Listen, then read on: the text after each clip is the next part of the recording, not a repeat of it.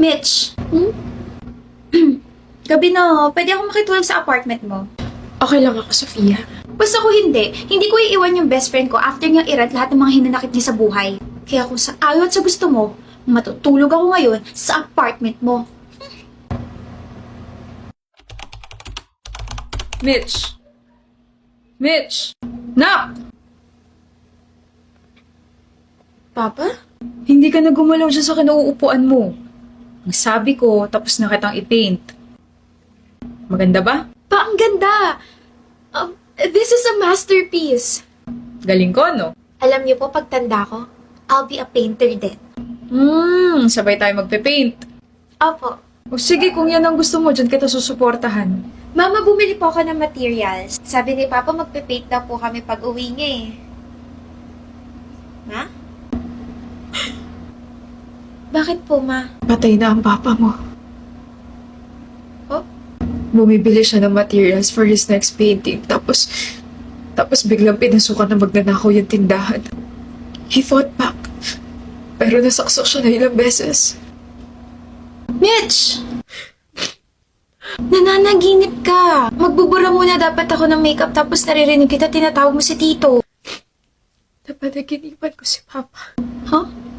And I just realized something. Kaya pala sabi ng ex ko na I don't know how to live with the people around me. Kasi I stopped living when Papa died. That's when my life started to fall apart. Even Mama became so hard to herself that it affected me. Everything became so blurry. Everything became black and white. Alam mo ba na Papa's last painting was me? Na-influensyahan niya ako. Oh, Mitch. And now I finally realized kung ano yung gusto kong gawin. Gusto kong mag-paint. Gaya ni Papa. Tinulungan niya ba ako by appearing in my dreams, by showing me how to live with pain and happiness? Na I have to continue living? Miss ko na siya, Sofia. Miss ko na si Papa. Oh my gosh. Nag-resign ka? Kahapon lang and I just left. Wala naman kasi ako close doon. Ayaw sa akin ng boss ko, ayaw sa akin ng mga katrabaho ko. Di, bye-bye. Alam mo, akala ko dun ka na mamamatay kasi tanggap ka lang ng tanggap ng trabaho sa kanila eh. Hindi ka nagre-reklamo kapag ganito-ganyan. Thank you at nakaalis ka na. Oo, Ano nang gagawin mo ngayon nag-resign ka na? We'll still try to figure life, but may nagbago. Alam ko na kung ano yung gusto kong gawin. Hindi ka muna magtatrabaho? May ipon ako, Sofia. Kaya ko sarili ko. Iiwan mo na ako, Mitch. I will paint, I will rest, and I will take my time.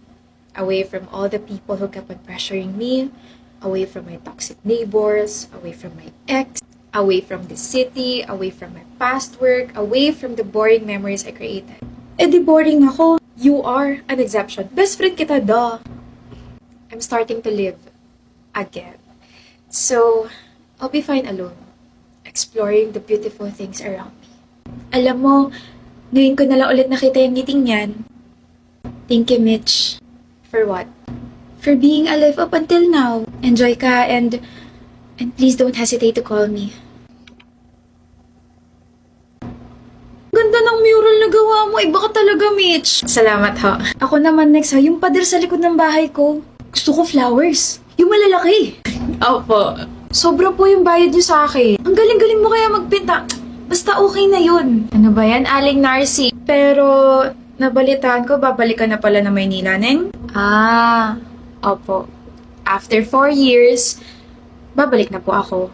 Feeling ko rin po kasi naiinip na yung best friend ko dun eh. Masaya ka na ba? Okay ka na ba? Okay na po ako. Sobrang okay na po ako. Dalaw ka ha. Mamimiss ka namin dito. Siyempre naman po. Pakilagay na lang po dyan. Thank you. I'm back. Mitch, Give me a hug, best friend. you've changed a lot. Kamusta ka na? Okay na ako, Sofia. Actually, bago ako pumunta rito, pumunta muna ako sa sementeryo. Dinalo ko sila mama at sila papa. Sinabi ko sa kanila na okay na ako, masaya na ako, buhay pa rin ako, tsaka Nagpipintura na ako ng mga murals. I'm so proud of you.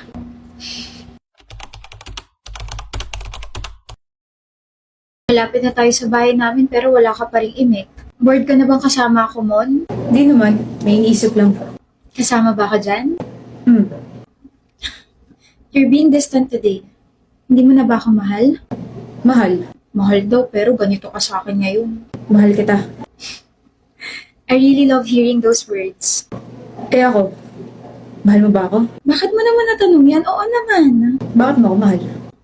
Ang love ko kailangan ng assurance. Di totoo sana. Bakit mo ako mahal, Sari? Mahal kita kasi ikaw yan. Ako to? Ano nga ako to? Sino ba ako sa'yo? Ano ba ako sa'yo? Mon, Mahal mo ba ako kasi matalino ako? Kasi family-oriented ako, sweet ako, responsable ako, lagi ako naka-oo sa'yo? So bakit mo nga ako mahal, Serene? kasi nakikita ko sa'yo si Franco. Ano? Doon mismo talaga ako ma-in love. Mon! Anong Framon? Short for gusto ko ng Frap, Mon. Franco. Mon. Framon. Magaling na lusot mo rin, ah. I mean, hindi yun yung ibig ko sabihin, okay? Nakikita ko sa'yo si Franco pero hindi ganun. Gets mo ba? Mon, I'm so sorry. Dapat naging honest ako sa'yo. Kasi si Franco, si Franco, he died last year, nung December. Tapos nung namatay siya, a part of me died too. Kaya nitong summer lang, pumunta akong Boracay, tapos nakita kita. Miss, nalaglag yung susi mo. Kahawig mo siya. Kahawig mo siya, kaboses mo siya, the way you speak, the way your eyes sparkled when our eyes met. Parehas na parehas, Mon. Kaya hindi mo na ako nilubayan simula nun. Nagkita na naman tayo. Nga feeling ko tuloy pinagtatagpo tayong dalawa.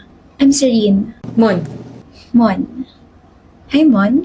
Tapos mas natuwa ka nung sinabi ko dito ako nag-enroll kaya wala ka nang pinalampas ng oras, tama ba? I felt so alive the moment I met you.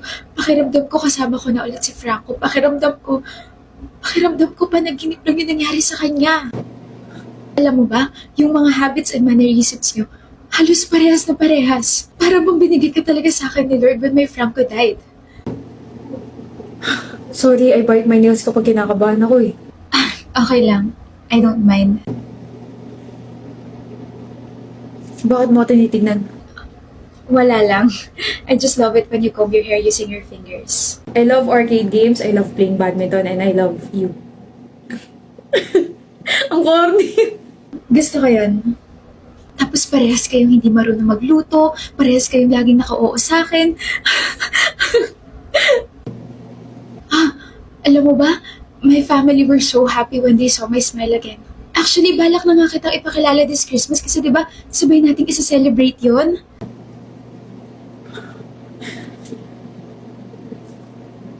Narinig mo ba yung sinasabi mo, Serene? Ipapakilala kitang Mon, of course. I know they'll be asking questions, pero don't worry. Don't worry, hindi sila magagalit. Hindi sila maiinis, hindi ka nila itatakwil, magugustuhan ka nila, just be yourself. Just be myself? Just be myself? Eh, ang tingin mo na sa akin si Franco? Si Franco na ex mong patay na? Mon, he's not dead. He's with me. I believe he's with me. He sent you. God sent you to be with me. Alam mo yun, para hindi na ako malungkot, para hindi na ako magalit, para hindi na ako mawala sa sarili ko. You're Franco. I believe you're Franco. Okay? Naiintindihan mo ba ako? Paano ako? Ha? Paano ako? Buhay ako, nasa tabi mo ako.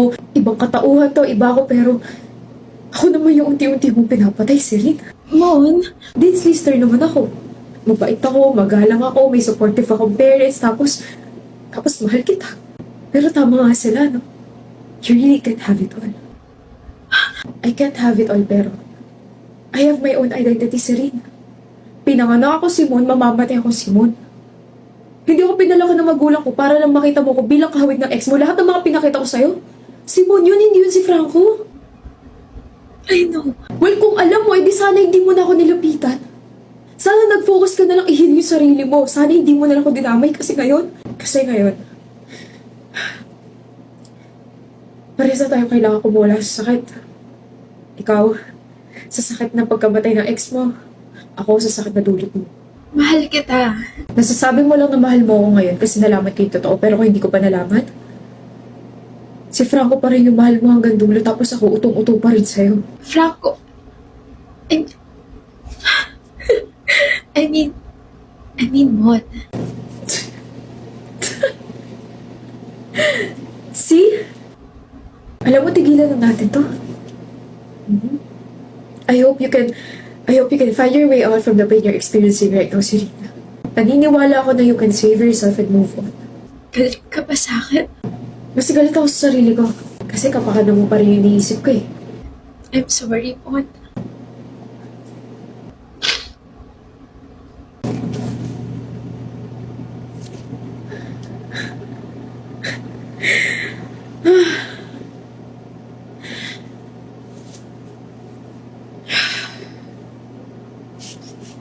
Grabe yung traffic talaga kanina. Para ako nagmarathon papunta dito sa bahay nyo. Traffic ba talaga? Or baka naman na-late ka lang talaga ng gising? Hoy, legit na traffic yon. Pero nawala naman yung inis ko kasi nagbasa ako sa jeep. And guess what? Kung ano yung binasa ko.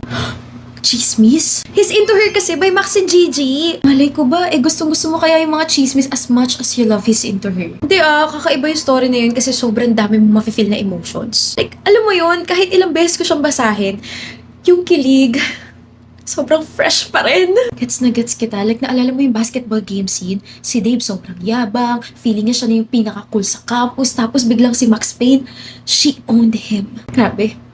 Yung personality ni Max Payne, sobrang cool, sobrang fearless. Ay, ang ganda niya. Yes, kaya bagay sila. O si Dave, grabe nung una, sobrang arrogant niya. And then, little by little, bigla siya nagiging soft kay Max Payne. Like yung time na dinefend niya si Max Payne sa mga friends niya, dun mo ma-realize na, ay, may feelings na. Uy, ang low-key cute talaga ng scene na yun. Tapos eto pa, yung bigla siyang magdadrop ng mga sweet corny lines. Like, mga asar siya, tapos biglang seryoso pala. Tapos si Max Payne, mas speechless. Kilig. Shucks, every time na gano'n, talaga ako sa kilig. Pero grabe yung pinagdaanan ng love story nila, no? From season 1 to season 3. Puro masasakit na scenes. Kasi si Max Payne nagsistruggle sa past niya. Tapos si Dave nagsistruggle sa own battles niya. Tapos hirap sila mag-meet halfway. Like, stop. My heart is breaking for them. Umiyak ako for them. Like, swear. Kaya, this will always be one of my favorite stories of all time. Kasi hindi lang siya about kilig and stuff. The emotions, the characters, yung mga pinakita nila, it was all real to me. Nakita natin paano mag-open up si Max Payne. Tapos, from mayabang si Dave, naging, someone na soft-hearted and willing ipaglaban si Max Payne. Oh, I miss that story! Mahirap sila kalimutan eh. From tawa to kilig, they will always be the blueprint